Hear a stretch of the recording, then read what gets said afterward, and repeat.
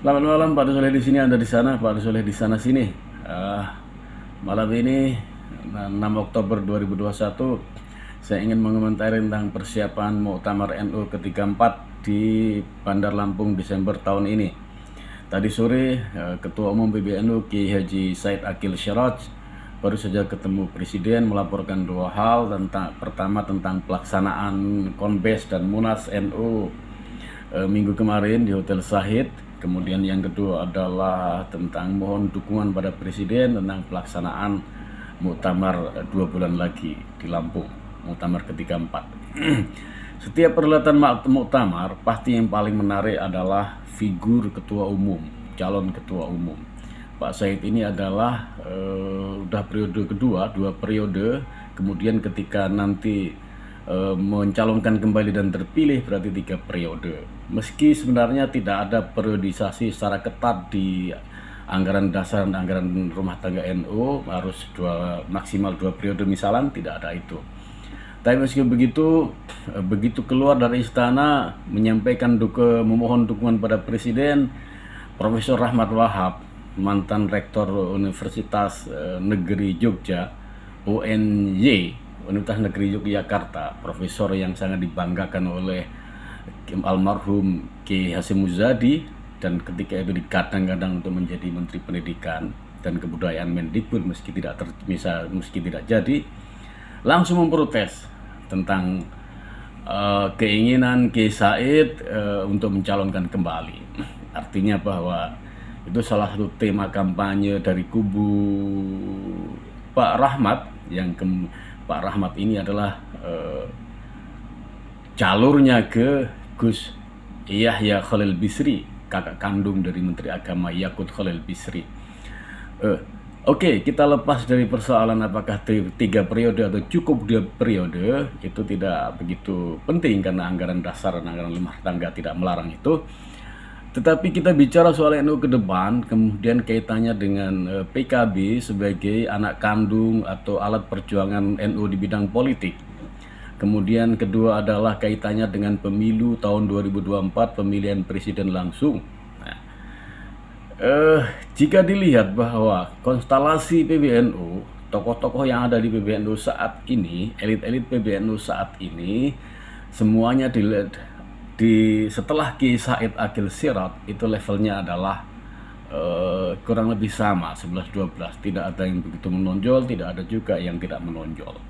Semua seera dengan Gus Yahya, Gus Ulil Absar Abdallah, kemudian Gus Baha kalau mau disebut, itu sejatinya adalah sekufu, equality. Nah, hanya Kiai Said yang dari sisi umur itu lebih senior dan dari sisi pengalaman politik karena dia dibina langsung oleh Gus Dur begitu selesai dari Ummul Qura, setelah menyelesaikan program doktornya, langsung diambil oleh Gus Dur, kemudian kemana-mana barengan Gus Dur. Artinya secara ideologis dia dididik langsung oleh Gus Dur dan dijadikan putra mahkota. Nah, perbicaraan soal putra mahkota ini menjadi penting karena supaya kompetisinya lebih mengerucut. Ketika tidak ada tokoh yang menonjol, tidak ada putra mahkota, maka persaingannya, friksinya itu lumayan tajam, lumayan keras. Kompetisinya lumayan menimbulkan efek yang tidak kecil. Makanya kemudian ketika Pak Said ngotot dan didukung oleh kekuatan-kekuatan yang ada, terutama PKB, atau Gus Yahya juga ngotot karena didukung oleh kekuatan-kekuatan Ansor dan sebagian para veteran, maka bisa jadi itu akan terjadi pertarungan sejati di Muktamar nanti. Padahal dalam tradisinya persaingan yang sengit seperti itu di NU tidak biasa. Tetapi karena kepentingan 2024 itu begitu kuat auranya, maka kemudian efeknya adalah ke NU yang sebagai salah satu penopang dari negeri ini. Nah, kalau dihitung-hitung secara politik, ketika katakanlah yang jadi Kiai Said Akil Siraj, kemudian otomatis kubu sebelah tidak serta-merta menerima itu, akan membuat semacam bola-bola panas, gangguan-gangguan kecil, terutama keras menjelang tahun 2024. Kalau kemudian Pak Said benar-benar jadi, jelas relasi antara PBNU dan PKB itu akan baik-baik saja. Artinya roadmap politik yang telah dibikin oleh DPP PKB dan roadmap politik yang disepakati dengan PBNU itu akan berjalan secara baik, running well. Tapi sebaliknya, ketika Pak Said ini pindah posisi dari ketua umum misalnya kemudian ke jajaran Suro, Dewan Penasihat atau bahkan tidak masuk, ini efeknya langsung kepada PKB dan itu sangat merugikan PKB karena jarak antara muktamar dan pemilu itu sangat dekat. Muktamar akhir 2021 sementara pemilu adalah pertengahan 2024, 2,5 tahun. 2,5 tahun untuk menata sebuah format politik, sebuah konsep politik, sebuah gerakan politik itu bukan bukan waktu yang pendek, bukan waktu yang panjang.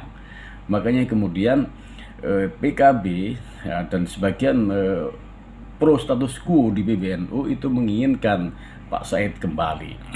Tapi persoalannya daya dukung, logistik, tim, tiga hal ini menjadi hal vital yang sampai sekarang tidak begitu terlihat di kubu Pak Said. Artinya Pak Said tidak terlalu dalam tanda kutip sungguh-sungguh untuk mempertahankan kursinya atau tidak terlalu sungguh-sungguh untuk terpilih kembali untuk periode ketiga. Nothing tulus, kurang lebih seperti itu.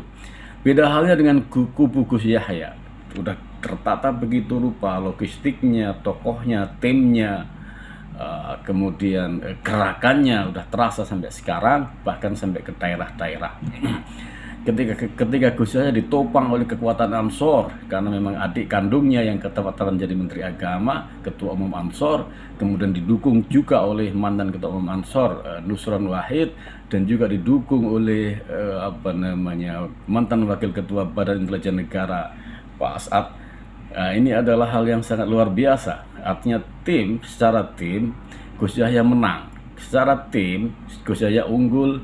Secara logistik itu nanti sambil jalan hitung-hitungannya, karena soal logistik itu pasti sulit untuk menjangkau, mengakses data ke sana. Tapi yang inti bahwa kalau Kiai Said jadi, maka PKB pemilu 2024 akan baik-baik saja. Sebaliknya, kalau Gus Yahya yang jadi, bisa jadi konstelasi di PBNU itu berefek langsung kepada kestabilan di PKB. Bisa saja ketika transisi dari transisi dari Pak Said ke Gus Yahya misalnya itu baik-baik saja, kemudian relasi PKB dan NU juga baik-baik saja, tidak akan banyak efek. Tetapi apa mungkin? Karena Pak Said punya gerbong panjang, kemudian pengurus Dewan Pimpinan Pusat PKB saat ini juga punya pengurus yang panjang. Gerbong yang panjang ini kemudian ketika tiba-tiba harus berganti nahkoda, bisa jadi ada semacam sirkulasi